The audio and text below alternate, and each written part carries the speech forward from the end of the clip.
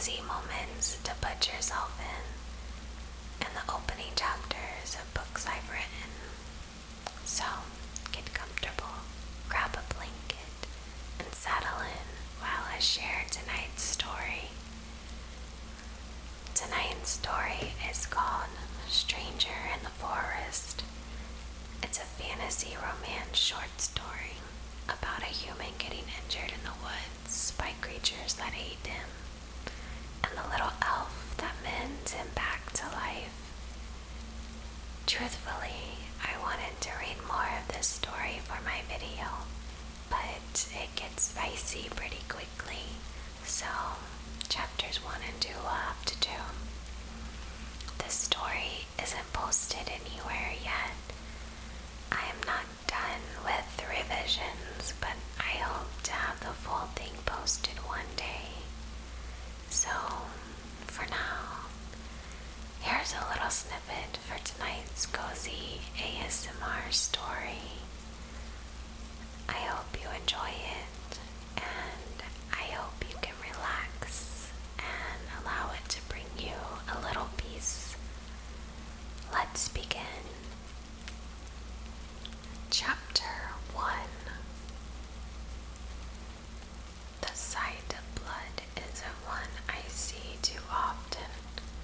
If I'm being honest, it does make me a bit queasy, though I grin and bear it as I press a damp cloth to the stranger's broken lip, and I can just hear my mother telling me what an idiot I am for helping a human of all creatures. The human man is passed out and has been for a while, I assume.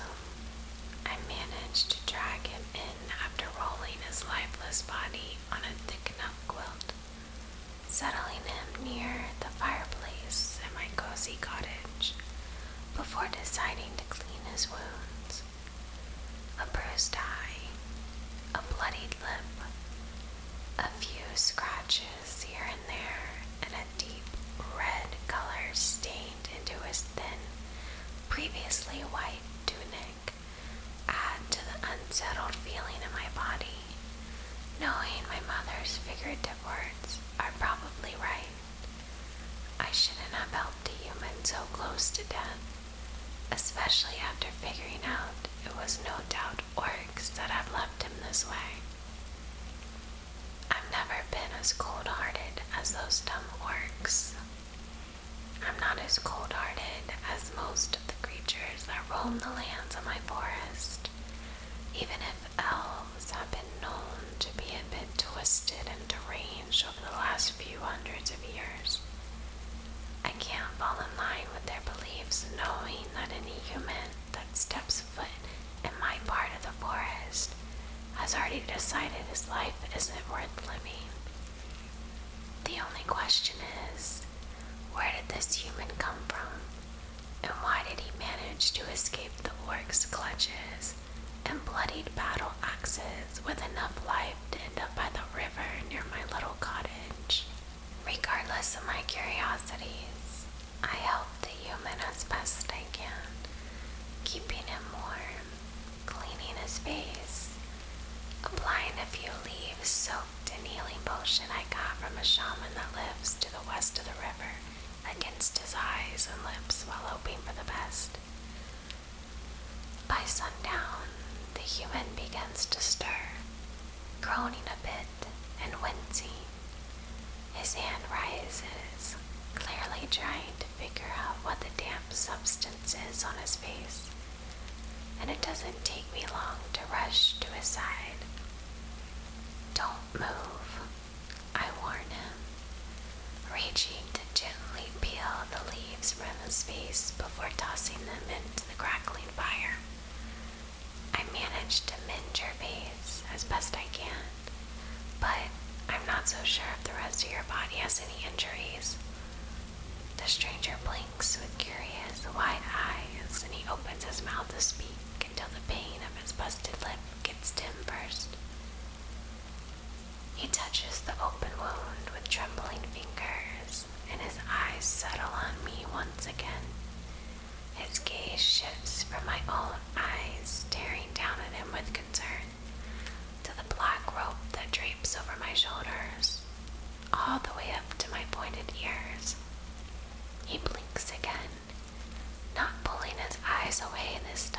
his jaw slacks. It's not very nice to stare at someone's ears, you know. I straighten my back and clear my throat. Finally, the stranger closes his eyes and touches the side of his head with his palm. Especially one that saved your life. Saved me. He coughs a little and attempts to sit up, to which I lean closer to aid him, hoping for no more injuries than the ones I've attended to so far. The orcs. His words fail as he tries to remember what happened, squinting and hissing as he begins to clutch his ribs. Hey, take it easy. I attempt to calm him, gently reaching to lift his shirt before spotting a dark purple swirl against his flesh. Oh no. I reach to press fingers against his body, earning another hiss as I do so as he pulls away from me. He cries out, grabbing his body with one strong arm wrapping around his torso. That hurts. Those damn orcs. Take a deep breath in. Huh? What? He blinks at me, to which I can only shake my head. Take a deep breath, I tell him again. This time, my voice comes across more stern as he follows my instructions. And now release it. Does it hurt? He hesitates for a moment, then shakes his head. No, well, not any more than before. Mostly when it's touched, I guess. Good. Then I don't think you have any broken ribs, just badly bruised. With a sigh, I raise his shirt higher, running gentle fingertips across the opposite side, down his stomach, and then his back. To my surprise, he allows me to inspect him without any fuss, though he does take a few more deep breaths here and there to tell me he's still a bit sore. Are you like a medic or something? No, I reply casually, but I have known a few healers in my day.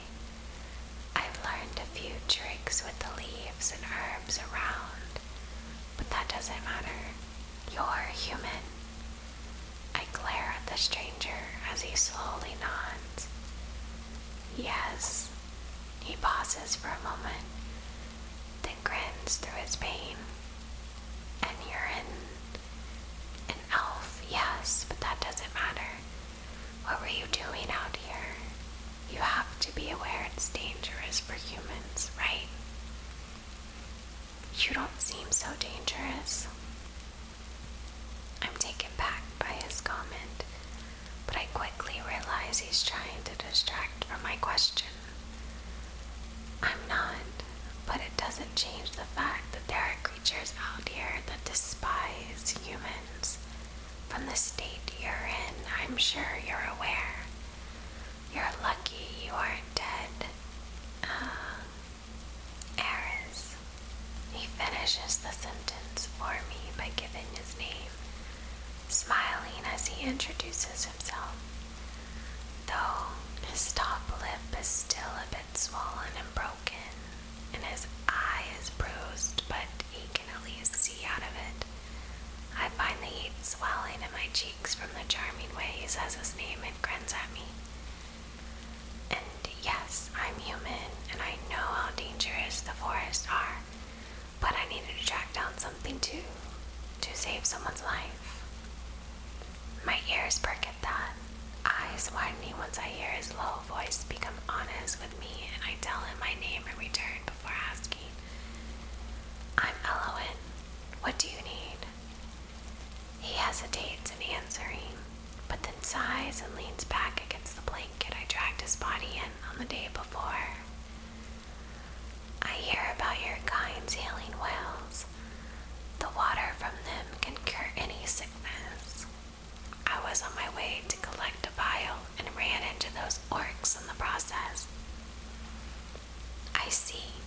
is all I can manage, but the desperation in his tone, as well as the hint of sadness in every syllable, has my heart sinking. It's true about the wells, but no human could get close enough to collect even a drop. It's incredibly dangerous. Though I don't mention it to him, I'm impressed he even managed to get this far. My small cottage isn't in the heart of the elves' domain, but it is on the outskirts. Of course, he would have traveled through packs of wolves, dangerous rivers, and even the orcs to make it this far, which only has my curiosities growing stronger for the strange human. I could get it for you, I simply say, making his eyes pop as he pushes himself up to lean in closer, all before hissing and clutching his bruised ribs once again. Really? You would do that? I shrug and can't help but to grin. Sure, but then you have to leave. If someone finds out I'm helping a human, it won't be a pretty end for either of us. It's as if the realization dawns on him at once. The risk he's taken to travel this far can't be ignored, but now he understands even his presence could cause harm to those wishing to help him. He meets my eyes and offers a gentle smile behind a broken lip, and the warmth settles in my cheeks once again. Thank you, he whispers, reaching to place a hand over my own resting against my knee.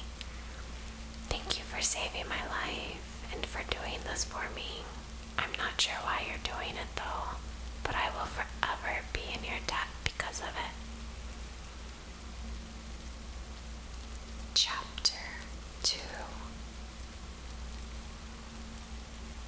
Receiving the vial is easier for me because I'm an elf, of course, and because I came up with an elaborate lie to tell the guards protecting the wells. Once a book out of my hand with a blade proved to be enough evidence to inform them, I managed to get into it with the lone rogue, desperately explaining how I don't have much time before the poison sets in and I'm a goner. Quickly enough, I scoop up enough healing water in a small vial I carry around my neck, and I was off to my cottage even before the sunlight could fill in the small cracks. Truthfully, the wells are out in plain sight, and it's only really a threat if one isn't an elf. I knew it wouldn't be much of a task at all. My heart aches at the hardship the human went through already. He awakens a little while after I arrive back home, just in time to smell the soup I have been stirring in a cast iron pot, scooping enough in 2 wooden bowls for the both of us.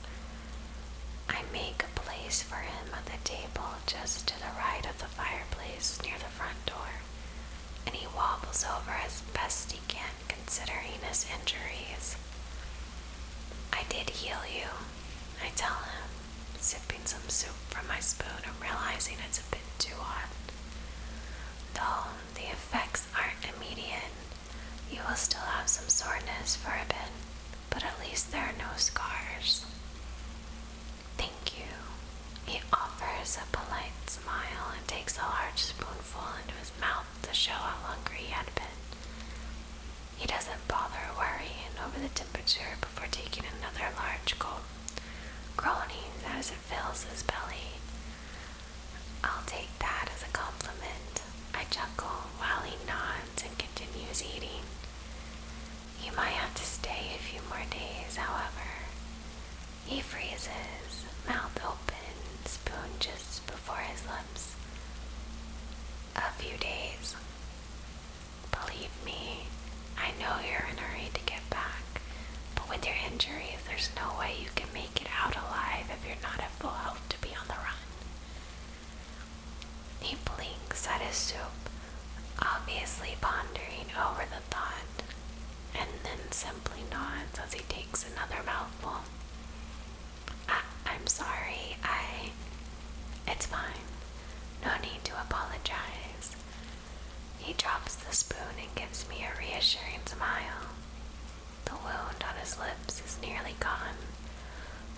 What's left is a sliver of a scab, and his eye has faded in color as well.